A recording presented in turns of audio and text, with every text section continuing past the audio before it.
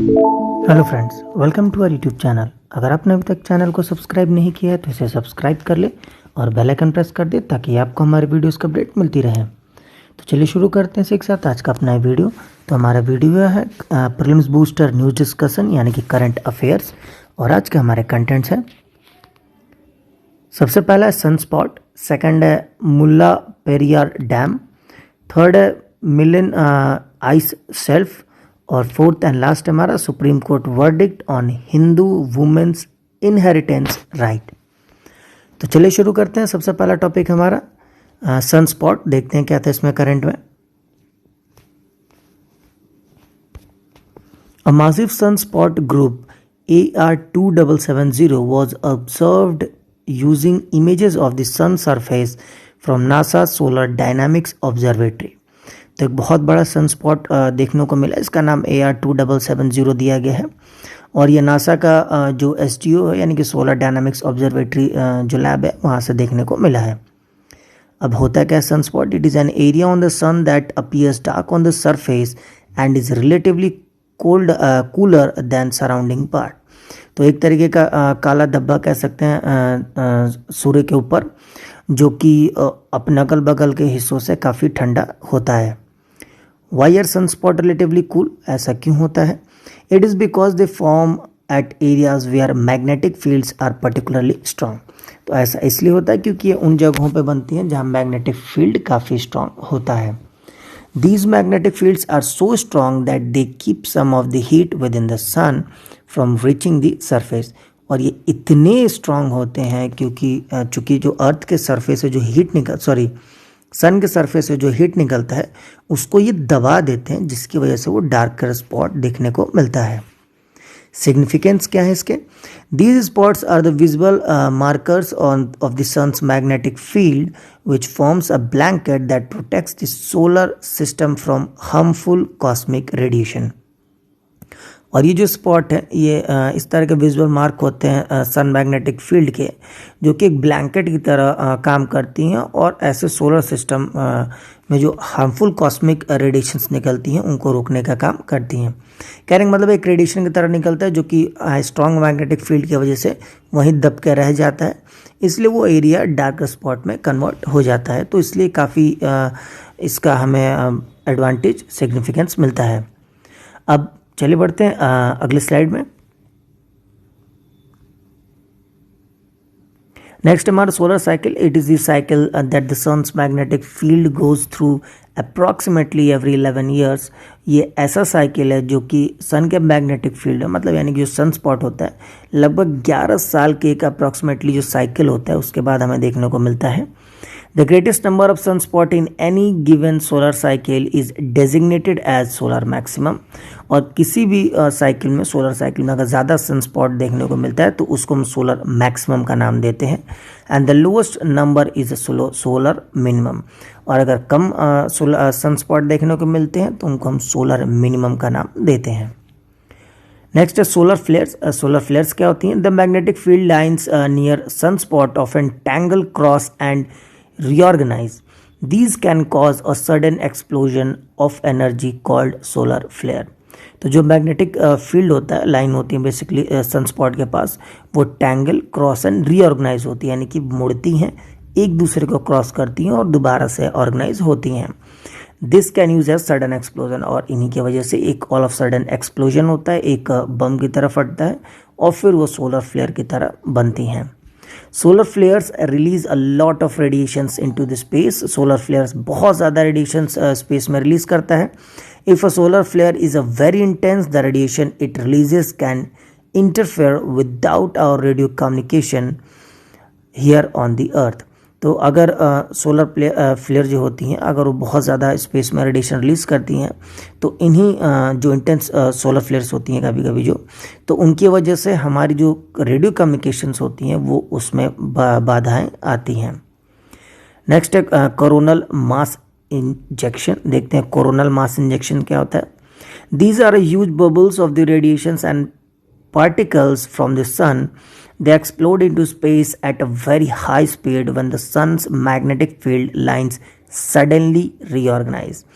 तो coronal mass injection एक तरीके का बहुत बड़ा बबल होता है, एक बबल की तरह फॉर्म होता है रेडिएशंस का, जो कि सन पे ही पर्टिकुलरली होता है, और वो एकदम से एक्सप्लोड करती हैं स्पेस में बहुत हाई स्पीड के साथ, और जो सन का मैग्नेटिक फील्ड होता है, जो लाइन होती है, वो वापस से रीऑर्गेनाइज हो जाती है। तो इस टॉपिक पर इतना था, चलिए बढ़ते हैं अगले टॉपिक की तरफ। नेक्स्ट हमारा मुल्ला पेरिया डैम, देखते हैं क्या था ये। The rising water levels in the Mulla Periyar Dam due to heavy rains and issuance of the first warning has triggered panic among people living downstream। तो हाल ही में जो मुल्ला पेरियार डैम है वहाँ पे अभी जो पानी का लेवल स्तर है वो बढ़ गया है, जो कि जो डैम के नीचे रहने वाले लोगों को एक डर की तरह सता रहा है। अब यह है क्या? It is located on the confluence of Mullayar and the Periyar river in Kerala and is operated and maintained by Tamil Nadu. तो ये जो मुल्लयार और पेरियार नदियां हैं दोनों केरला में, ये उसके ऊपर बनी हुई हैं और इसको ऑपरेट करने का काम तमिलनाडु सरकार करती है। The dam is in the state of Kerala but it was given on a lease to the Tamil Nadu on 29 October 1886 for 99 year। ये डैम भले केरला में आता है लेकिन इसको एक लीज पे कह सकते हैं, रेंट के तौर पे तमिलनाडु को 29 अक्टूबर को 1886 में 99 साल के लिए लीज पे यानी कि रेंट पे दिया गया था। Tamil Nadu was permitted to generate power from the dam through an agreement in 1917। और तमिलनाडु सरकार को इसके मतलब केरला सरकार द्वारा परमिशन दिया गया कि वो इस डैम की मदद से पावर जनरेट कर सकती हैं। ये जो एग्रीमेंट है ये 1970 में हुआ था। तो इस टॉपिक में इतना था, चलिए बढ़ते हैं अगले टॉपिक की तरफ। नेक्स्ट हमारा माइलाइन आई शेल्फ, देखते हैं क्या था ये। तो the last fully intact ice shelf is in the Canadian Arctic named Myline Ice Shelf has collapsed, losing more than 40% of its area। तो अब तक का जो सबसे बड़ा आइस शेल्फ जो ये कह सकते हैं आखिरी आइस शेल्फ बचा था कैनेडियन आर्टिक में, यानी जो कनाडा वाला जो पोर्शन है, मतलब आर्टिक का वो पोर्शन जो कनाडा के साइड में आता है तो वहाँ पे, तो उसका लगभग 40% हिस्सा अभी वो ढह गया है। About the Milne ice shelf ये है क्या? It is a fragment of the former Ellesmere ice shelf which is located in Nunavut Canada.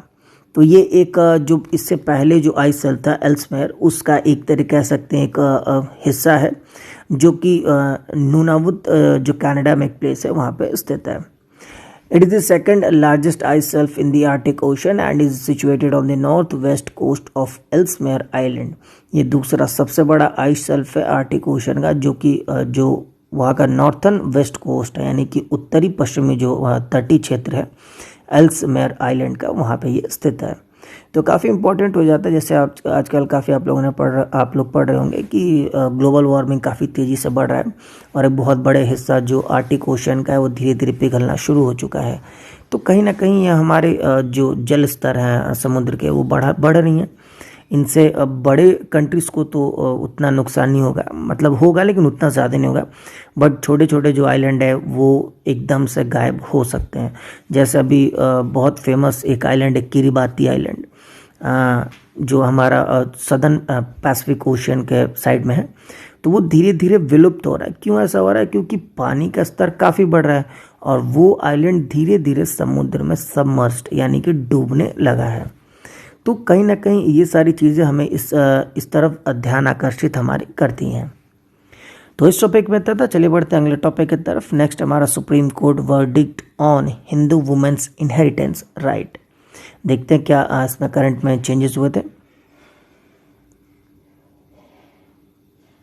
Supreme Court has expanded on a Hindu woman's right to be a joint legal heir and inherit ancestral property on terms equal to male heirs। तो हाल ही में काफ़ी बहुत ही कह सकते हैं कि एक debatable topic था कि जो मतलब पिता का जो एक तरह से प्रॉपर्टी होता है उसमें बेटे और बेटी दोनों का बराबर का हिस्सा होना चाहिए। पहले ऐसा नहीं था, लेकिन हाल ही में सुप्रीम कोर्ट ने इस पर वर्डिक्ट देते हुए कहा है कि दोनों का बराबर हिस्सा दिया जाएगा। अबाउट ये है क्या, थोड़ा बहुत और देख लेते हैं। The court rule that a Hindu women's right to be a joint heir to the ancestral property is by birth and does not depend on whether her father was alive or not when the law was enacted in 2005। तो court ने अभी अपनी verdict सुनाई है इसमें कि जो Hindu women है वो जॉइंट हायर है अपने एंसेस्ट्रल प्रॉपर्टी पे बाय बर्थ, यानी पैदा होने के साथ ही उनका जो प्रॉपर्टी है एंसेस्ट्रल पूर्वजों को द्वारा दी गई प्रॉपर्टी उसमें उनका बराबर का अधिकार है। चाहे उनके फादर जिंदा हो या ना हो उससे मतलब नहीं है, लेकिन जो लॉ 2005 बनी थी उसके हिसाब से उसका बाय बर्थ यानी जन्म के साथ ही बराबर का अधिकार उसको मिल गया होता है। चलिए बढ़ते हैं नेक्स्ट स्लाइड में।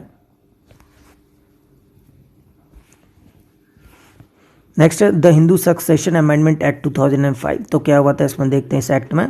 It gave Hindu women the right to become coparceners और joint legal heirs in the same way a male heir does. तो एक तरीके का जिस तरह से पुरुषों को अपने पिता या पूर्वजों के जो भी धन संपत्ति होती है तो उसमें जिस तरीके का बराबर का अधिकार मिलता है उसी तरह हिंदू वुमेन्स को भी मिलेगा। The amendment act made a daughter of coparceners also a co-persons by birth in her own right in the same manner as the son।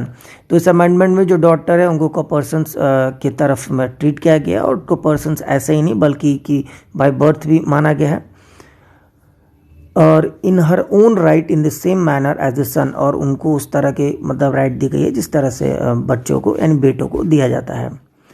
The law also give the daughter the same right and liabilities in the co-person's property as she would have had if she had been a son।